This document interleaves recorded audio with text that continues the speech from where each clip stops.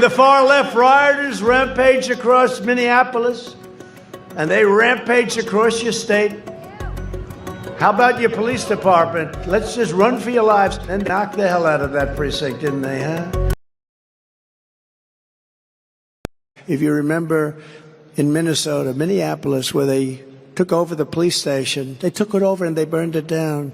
By the way, what happened to those people? Are those people in jail with the J6 hostages? What happened to those people, come to think of it? They're not in jail with the J6 hostages. I don't call them prisoners, I call them hostages. They're hostages. 23-year-old Brandon Wolf from St. Paul was wearing police body armor. His name written on duct tape on the back when he was arrested and charged in federal court with conspiracy to commit arson.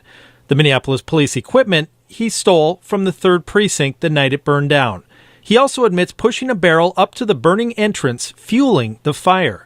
He's now sentenced to 3 years and 5 months in prison. Another suspect, 23-year-old Dylan Robinson, was sentenced last week to 4 years in prison. Robinson was from Brainerd, but living a few blocks from the precinct at the time he helped light fires to burn it down.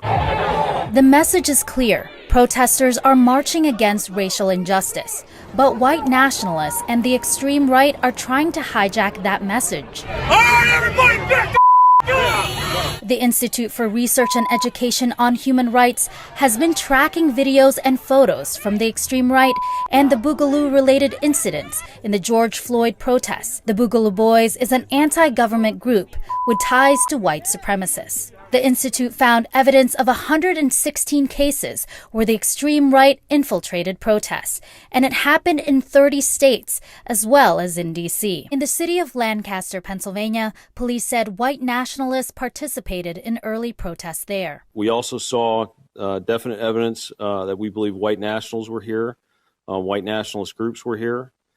Anytime my officers were pelted with rocks or water bottles filled with cayenne pepper, it was coming from Caucasian individuals within the crowd. Lancaster City Police identified white agitators by the Greek phrase molon labe tattoos, which means come and take them.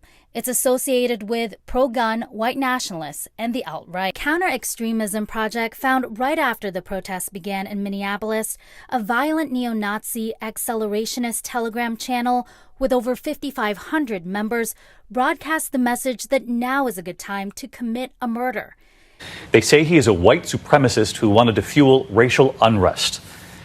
Tonight, authorities in Minneapolis say they have finally identified the man they claim incited days of violent protest there after George Floyd was killed. Dubbed the Umbrella Man on social media, he was captured in this viral video breaking windows at this AutoZone dressed in black holding an umbrella. In a court filing this week, police identifying him as a white supremacist. A black woman tries to cry stop to a group of white looters in Oakland, but the chaos drowns her out.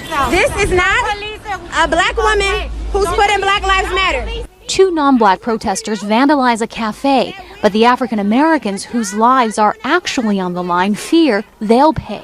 Listen, don't spray stuff on here when they're gonna blame black people for this, and black people didn't do it. And in Denver, Stop! This is not what we wanted! Stop! Black activist and school board director Tay Anderson intervened when he saw a white man defacing public property. Protesters of various races in Washington, D.C. attacked a white man after he destroyed a sidewalk. Then they turned him into police.